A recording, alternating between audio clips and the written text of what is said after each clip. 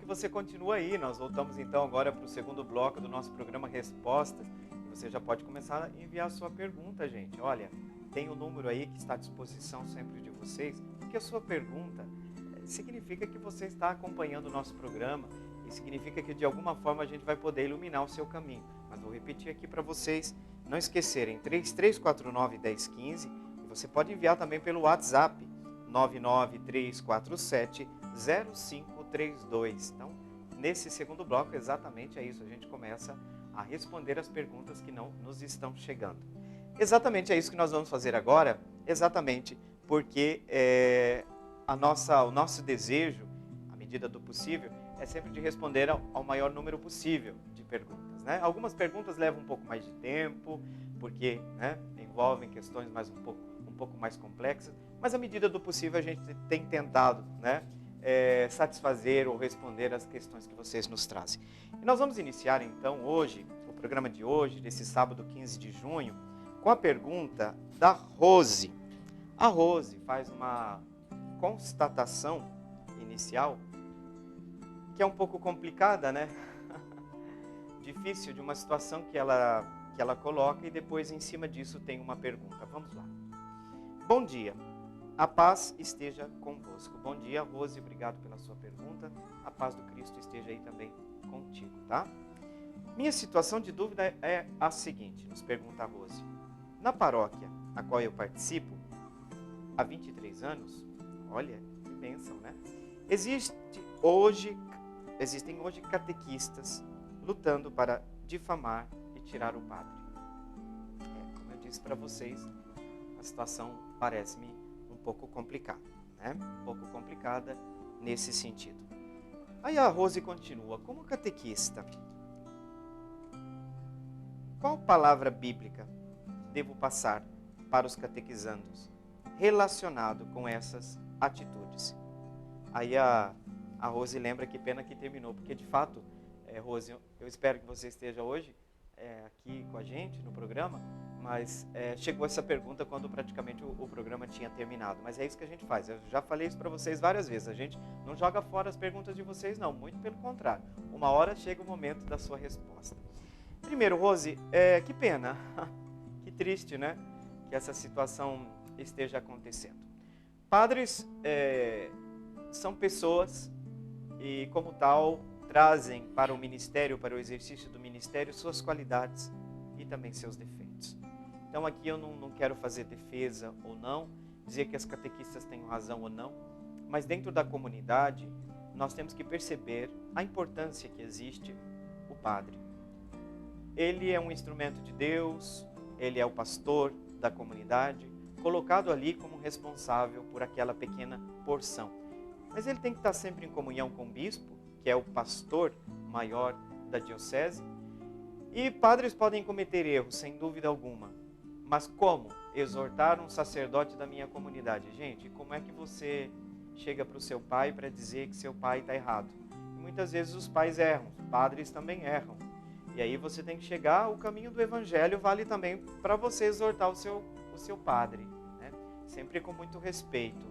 O caminho do evangelho diz primeiro, vai nele, procura a pessoa.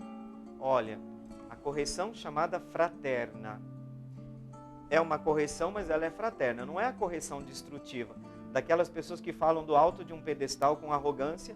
Moral da história, o padre vai se armar, o circo está armado, vai pegar fogo, quem sofre? A comunidade. Então nós temos que tentar pensar sempre no bem maior da comunidade. O bem maior, Rose, da comunidade está acima de tudo. Então tem que restabelecer a serenidade dessa comunidade, a paz dessa comunidade. De que forma? Esses catequistas que difamam o padre pelas costas, eles têm as instâncias próprias para eles recorrerem. Em primeiro lugar, o caminho do evangelho diz, repito, vai procurar o padre, olha, nós gostaríamos de conversar com o senhor. Se existe uma reclamação generalizada, porque às vezes tem gente que não gosta do padre, porque não é da sua linha, porque não está de acordo com a sua mentalidade, isso aí é perseguição, né? Atenção, se a Rose está falando que é difamação é pecado, né? A calúnia e a difamação são pecados. Por quê? O que é difamação? Vamos supor, eu sei que o padre está errado, ele fez algo errado. Eu começo a destruir a sua boa fama dentro da comunidade. Eu sei que é algo que é verdade, mas eu vou espalhando. A calúnia é uma coisa mais grave. A calúnia é, eu não tenho certeza, eu invento muitas vezes e começo a denegrir, a difamar a pessoa dentro da comunidade. Isso aí é um pouco pior, mas difamação também. Então os caminhos, vamos seguir o Evangelho. Tem que fazer aquela citação da correção fraterna. Pode ir na Bíblia, se você quer citação bíblica, vai lá. A questão da unidade dentro da comunidade. Paulo, a comunidade é um corpo. O Espírito suscita diversos carismas. Então você pode ir lá em Atos dos Apóstolos, você pode mostrar esse texto. Como é importante, a comunidade tinha uma só alma e um só coração. Falar sobre a importância da unidade dentro da comunidade. Falar sobre a correção fraterna, procura lá no Evangelho, a correção fraterna, qual é o caminho? Vai você falar com o seu irmão. Se o irmão não te escutou, chama 2 pessoas. Depois vai à igreja, leva à igreja. Só depois, se não tem mais jeito, aí nós temos que procurar o quê? A autoridade responsável. Quem é a autoridade maior dentro da diocese? É o bispo. Ele é a autoridade maior, né? Mas vamos tomar muito cuidado, né, gente? Quantas vidas já foram destruídas por conta da difamação, por causa da língua, né? Não estou dizendo, eu já vou repetir aqui, eu não estou saindo na defesa, não estou dizendo está certo, não está certo. O que não pode continuar é difamando o pastor, o padre da comunidade. Tem que encontrar uma saída. Qual é essa saída? Não romper o vínculo da caridade, diz Paulo. Né? O amor que nos une. O bem da igreja tem que estar acima de tudo. Não pensar só na pessoa, indivíduo do padre, mas pensar no bem de toda a comunidade. Não omitir aquelas situações que são de maneira incontestável, tem que ser questionado, tá? Tem que resolver o problema. Não é fingir que o problema não existe, mas encontrar aqueles meios evangélicos para encontrar, para encontrar uma solução. É isso, Rose. Vamos tentar, procura, por exemplo, aquela, nós somos a videira e vocês são os ramos. Textos que falam sobre a unidade dentro da comunidade, da importância, por exemplo, do nosso carinho pelo irmão, a fraternidade. Gente, isso vale também para o padre. O padre também precisa da compreensão da comunidade. Porque os julgamentos, às vezes, são bastante maldosos, né? Tem julgamentos bastante maldosos. Então, a gente tem que tomar muito cuidado com isso, né? Se existe realmente um problema, Rose, vamos tentar um jeito de resolver, né? Mas as catequistas têm que conversar entre elas. Não tem um conselho, não tem um grupo de pessoas dentro da comunidade. O que está acontecendo? Então, à medida do possível, vamos tentar resolver, lavar roupa suja dentro da comunidade? É necessário, né? Veja que a comunidade dos apóstolos chegou a um determinado momento que teve um problema. O que aconteceu? O problema é que Pedro, olha só, esse é um fato bastante interessante dos Atos dos Apóstolos, Rose, que você pode narrar nesse contexto. Pedro começou a se comportar de um jeito quando estavam os cristãos provindos do paganismo, pagãos convertidos ao cristianismo, e quando ia para uma comunidade, quando chegavam os irmãos da Judéia, que seriam aqueles provindos do judaísmo, cristãos convertidos do judaísmo, ele se comportava de maneira distinta. O que Paulo falou? Pedro, vem cá. Você viu a sua duplicidade? Você está se comportando de 2 modos. Vejam, Paulo dá o exemplo, mas Paulo não deixou, quando teve o problema numa comunidade, que os cristãos vindos da Judéia, não sei se você lembra desse texto, foi lido esses dias, eles vieram dizer, olha, vocês que são provindos do paganismo, vocês têm que se circuncidar. A comunidade reagiu, não, nós não vamos. Moral da história, decidiram enviar o Paulo e Barnabé, que foi lá nos apóstolos, consultar os apóstolos. Vejam, as 2 coisas são importantes. Paulo repreende Pedro, mas reconhece a sua autoridade, né? A sua missão dentro da comunidade. Tanto que Paulo fala, vamos lá consultar os apóstolos. Vocês sabem qual que foi a decisão, né? Nós e o Espírito Santo decidimos que não vai ser necessário impor aos irmãos nada do que aquilo que é essencial. Então, eles não precisam se circuncidar. São batizados, não precisam passar pelo ritual que é de quem veio, que já está circuncidado porque pertence ao judaísmo, né? A religião judaica. Então, se resolveu a situação. Vamos tentar, Rose, resolver esse problema aí? Por quê? Porque isso afasta muitas pessoas da comunidade. É triste, né? É muito triste. Então, procure esses textos, se nortear por esses textos que falam de comunhão, que falam de correção, mas correção segundo os moldes da igreja, segundo os moldes do Evangelho. Rose, eu espero que, de certa forma, tenha ajudado, ou pelo menos orientado a busca de uma resposta concreta para esse problema que vocês estão enfrentando aí. Que eu espero sinceramente que seja superado, né? Sinceramente. Porque isso não faz bem para a comunidade. Imagina essas crianças, esses adolescentes ou esses adultos que estão aprendendo a amar a igreja. Fica olhando esse balaio de gato, todo mundo brigando, né? Eu digo sempre, quando eu faço um batizado, Rosi, aqui eu quero terminar para responder a próxima pergunta. Cuidado, gente, se nós não formos uma comunidade de amor para a criança que está sendo batizada, vai chegar uma hora que ela vai falar, eu tô fora, eu quero sair fora desse barco. Esse povo não se ama, o evangelho não se vive aqui. Então vejam, a igreja tem que ser um sinal da unidade, da íntima comunhão com Deus, mas também sinal, instrumento da unidade de todo o gênero humano. Então vamos tomar cuidado, gente, porque o divisor está entre nós, hein? Satanás faz festa nessas ocasiões. Tomar cuidado para não dividir a comunidade, que é o bem maior, tá? Sem querer menosprezar, que nós temos que também tomar cuidado para não difamar o reverendo, né? O padre aí, o pastor da comunidade. E se tiver que ser corrigido, paciência, tem que ser corrigido. Está no erro, está no erro. O que vamos fazer? Nós temos que parar aquele tempo de idealizar o padre como se estivesse numa redominha de vidro. É gente. Absurdo eu ter que dizer isso, né? Falar que o padre é gente, porque a gente quer criar, né? Mas o respeito pela pessoa do padre não vem por essa idealização, vem pelo testemunho dele. Então eu espero que o padre esteja realmente testemunhando o evangelho, e se não estiver, que ele volte ao evangelho, né? A proposta de conversão continua aberta para todos nós, né? Também para mim, né, Rose? Obrigado, Rose, pela sua pergunta, e agora nós vamos para uma outra.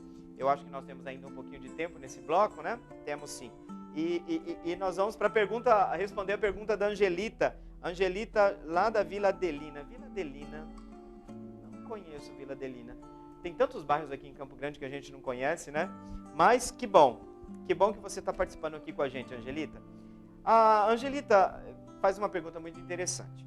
A Igreja Católica está caminhando com o Antigo e o Novo Testamento? Porque uma pessoa ligada à igreja me disse que hoje em dia muita coisa do Velho Testamento foi abolida. Olha, não sei se você já percebeu, mas não quero adiantar não, mas eu falei no primeiro bloco. Eu não vim abolir a lei e os profetas. Mas vamos terminar a sua pergunta, né? Mas tá ansioso para responder? Porque uma pessoa ligada à igreja me disse que hoje em dia muita coisa do Velho Testamento foi abolida. Calma. E que o Novo Testamento é mais flexível, com condutas reprovadas no Antigo. Vejo hoje em dia uma passividade da igreja em relação a certas posturas. Às vezes sinto certas pessoas que deveriam ser referência no quesito palavra de Deus, vivendo o mundo e usando a muleta do amor para poder viver a seu bel prazer. Pode acontecer, né? Gostaria de saber se a Bíblia vale ou se já é arcaica para o mundo contemporâneo. Deixa eu primeiro situar, Angelita, obrigado, muito obrigado pela sua pergunta, porque ela nos traz muita luz, e exatamente as leituras dessa semana, não sei se vocês perceberam, essa semana toda eu fui celebrar, presidir a Eucaristia lá na paróquia Nossa Senhora da Abadia, e de fato todo o tema da liturgia da palavra dessa semana está em torno disso. Eu não vim abolir a lei e os profetas, então pelo amor de Deus, é óbvio que eu vou ter que responder absolutamente, Angelita, não, o Antigo Testamento não foi abolido, absolutamente, mas atenção, vamos tomar muito cuidado. Eu não vim abolir a lei e os profetas, mas eu vim dar pleno cumprimento. Atenção, não vim abolir, porque Jesus é a nova aliança.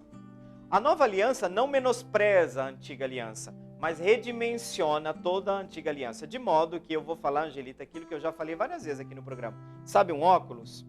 Quando você vai ler o Antigo Testamento, você tem que colocar lentes. Qual é essa lente? A lente do Novo Testamento, que não é facilitar, mas interpretar o Antigo na ótica do Cristo. É Cristo o intérprete justo da Sagrada Escritura. Por isso que Jesus essa semana falou várias vezes, foi dito aos antigos, eu porém vos digo, foi dito aos antigos, não matarás, continua válido, porém eu vos digo, se você se encolerizar com seu irmão, se você chamá-lo de patife, se você chamá-lo de tolo, você vai ser digno já do inferno. O que Jesus está simplificando a palavra de Deus? está menosprezando o Antigo Testamento? Não. Ele diz que tudo vai ter que ser cumprido. Mas a atenção que Jesus dá à justa interpretação. Porque, de fato, alguns textos do Antigo Testamento, se eles são lidos fora de contexto e fora da interpretação do Novo Testamento, eles dão vazão a interpretações bastante distantes do sentido pleno da palavra de Deus. Até porque, Angelita, primeiro, a palavra de Deus é interpretada com a palavra de Deus. Tá? E nós não podemos fazer uma leitura fundamentalista da palavra de Deus. Agora, tem dois extremos dentro da igreja. Quais são os dois extremos? Daquelas pessoas muito rigoristas, tá? Representadas pelo irmão mais velho da parábola do filho pródigo. Quem que é esse pessoal? Por quê? Se o filho aprontou, e ele está voltando, que história é essa de fazer festa para ele? Não aceita. O filho mais velho da parábola representa aqueles católicos rigoristas. A lei, pela lei. Mas a palavra de Deus falava essa semana. E, gente, vamos sempre voltar para a palavra de Deus, que é a nossa luz, Angelita. A palavra de Deus diz, a letra mata, é o Espírito que dá vida. Cuidado, na interpretação da Sagrada Escritura, tem gente que quer justificar o seu moralismo, tem gente, agora o outro lado, tem gente que quer justificar o seu permissivismo. Então, nem uma coisa e nem outra. Como é que a gente sabe que a igreja está interpretando de acordo com a palavra de Deus? É escutar o magistério, gente. É escutar aqueles que têm dentro da igreja a responsabilidade de interpretar o depósito da fé nas suas duas modalidades. Palavra de Deus escrita, a Bíblia, palavra de Deus oral que foi transmitida e que remonta aos apóstolos a partir de comunicados, de cartas e de palavras daqueles que conviveram com os apóstolos, aquilo que nós chamamos de tradição apostólica. Então, como que é que a gente fica seguro no caminho? A gente fica seguro interpretando com a igreja, né? Acolhendo com a igreja. Porque tem muita gente que critica muito o Papa Francisco, porque faz uma interpretação laxista, né? Uma permissiva do cristianismo. Mas, porém, eu só quero encerrar aqui agora dizendo um discurso, Angelita. O Papa João XXIII fez um discurso belíssimo para ajudar, para abrir o Concílio Vaticano II. Sabe o que ele falou lá? Por muito tempo a igreja usou a medicina da severidade. E o Papa não critica esse tempo. Só que ele falou agora, nestes que são os últimos, nesses tempos, a igreja vai usar a medicina da misericórdia. Gente, a porta da misericórdia sempre esteve aberta. Um certo justicialismo não vai resolver, não vai atrair as pessoas para Cristo. O que atrai as pessoas para Cristo é o amor. Mas você vai dizer, padre, mas o amor é exigente. Exatamente, mas é amor. Não é obediência de escravos na igreja, é obediência de filho. Sempre obediência, mas de filho. A obediência de um filho é diferente da obediência de um escravo. E tem gente na igreja que eu vou te falar, ou vai para um extremo, tudo pode, tudo que é novo tá bom, mas também tem um outro grupinho que não dá sossego. O povinho muito próximo dos fariseus do tempo de Jesus, que ficavam o tempo todo interpretando a palavra de Deus de maneira rigorista e ficavam chamando a atenção de Jesus. Você lembra? Por que os seus discípulos não lavam a mão antes de comer? Por que você curou um homem em dia de sábado? Está desrespeitando a palavra de Deus. Vejam, tem muito fariseu hoje presente dentro da igreja. E também tem os pra frentex demais também, que de certa forma ficam adocicando demais as coisas. Os dois extremos vamos evitar. Tá bom, Angelita? Obrigado pela sua participação e nós vamos então para o nosso intervalo. E eu deixo mais uma vez aí a você a possibilidade de nos mandar sua pergunta. O número do telefone é 3349-1015, mas também pelo WhatsApp. Pode escrever aí pra gente. 99347-0532. Fica aí que a gente já está voltando.